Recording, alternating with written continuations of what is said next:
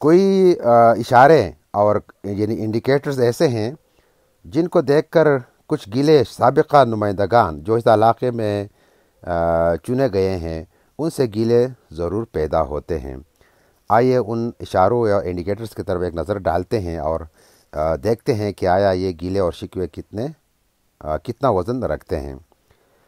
مثلا high school مدین higher secondary school بن کر ماڈل ہائر سیکنڈری اسکول بن سکتا ہے، جبکہ مانکیال ہائر سیکنڈری اسکول گزشتہ 30 سالوں میں اس میں اسٹاف بھی مکمل نہیں ہوا۔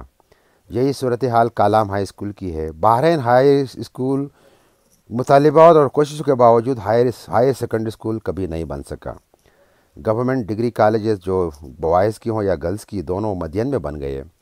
مدین ہیڈ کوارٹر ہسپتال جدید ہو گیا، تاہم کالام کا ہسپتال اسٹاف کی کمی کا شکار رہا ہے اور بحرین صرف ایک BHU تک محدود ہو گیا ہے۔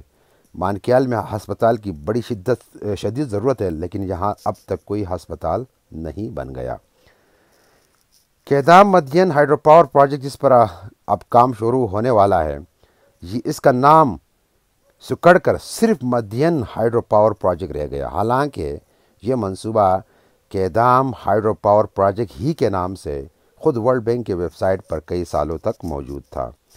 درال خوڑ ہائیڈرو پاور پروجیکٹ کا ڈیزائن تبدیل کرنے کا مطالبہ، یہاں کے لوگوں کا جو مطالبہ تھا وہ نہیں مانا گیا، نہ ہی اس میں مقامی یونین کونسل کو بھرتیوں میں ترجیح دی گئی، ماں سوائے کلاس 4 کے۔ اس سے منسلک ابھی تک جو کالج تھا وہ نہیں بن سکا۔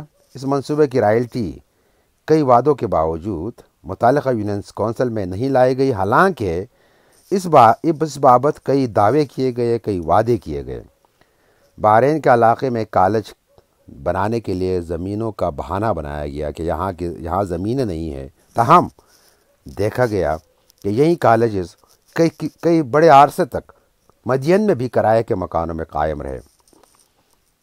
سوات یونیورسٹی کا کوئی کیمپس کالام میں نہیں بنایا گیا، اور نہ ہی کالام میں کوئی فارسٹ کالج کا قیام عمل میں لایا گیا، کیونکہ یہاں جو فارسٹ ہے اور جو کالام کی اہمیت ہے، لازمی تھا کہ یہاں ایک کالج ایسا بنتا۔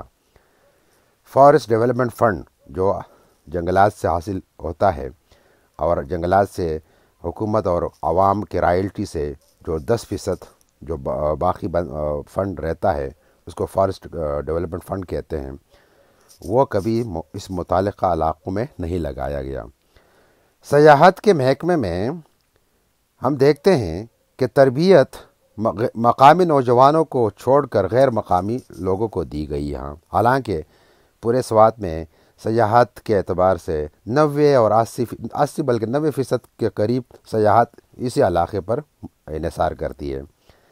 یہاں جو ٹراؤٹ فشریز ہے ان میں بھی تحصیل سے باہر کے لوگوں کو بھرتی کیا گیا، اسی طرح کالام فارسٹ ڈویژن میں بھی باہر سے لوگوں کو لایا گیا۔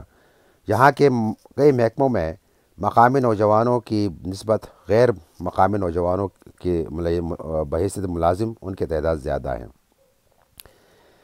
اگست 2022 کے سیلاب میں جب بحرین بازار تباہ ہوا تو اس کی بحالی 1 سال تک نہیں دی گئی اور بہانہ یہ بنایا گیا کہ یہ عمارات دریا میں تجاوزات تھیں۔ جب وہ حکومت چلی گئی تو اسی روڈ کی بڑھائی بھی شروع ہوئی اور اب سنا ہے کہ یہاں دریا کی کھدائی بھی جاری ہے، اور جس کا کریڈٹ اس وقت کے مقامی MPA بھی لے رہے ہیں۔ یہاں جتنے بھی پن بجلی کے منصوبوں پر کام کیا جانا ہے اور جلدی شروع ہونا ہے، یہاں کوئی 7 اس علاقے میں تحصیل بحرین سے 7-8 اور منصوبے بن رہے ہیں، بڑے بڑے منصوبے، لیکن آیا ان منصوبوں سے مقامی آبادیوں کو کیا فوائد ملیں گے؟ مقامی آبادیوں کے لیے کیا ان منصوبوں میں موجود ہیں؟ اس پر کبھی کسی نے بات نہیں کی، اور نہ اس پر کسی نے کوئی اسمبلی میں کوئی احتجاج کیا۔ پیڈو یعنی جو ان بجلی منصوبوں کے لیے صوبے کے سطح پر جو ادارہ ہے پیڈو، اس کو پہلے شیڈو کہتے تھے، ان کے ملازمین کو مستقل کرنے کے لیے ہمارے ایک مقامی MPA نے اسمبلی میں واحد بل پیش کیا جو پاس بھی ہوا، جبکہ ہم نے موصوف MPA سے ایسے کسی بل ان منصوبوں کے حوالے سے اور مقامی آبادیوں کے حوالے سے ہم نے نہیں دیکھا اور نہ سنا۔ کہ انہوں نے کوئی ایسی بات کی ہو۔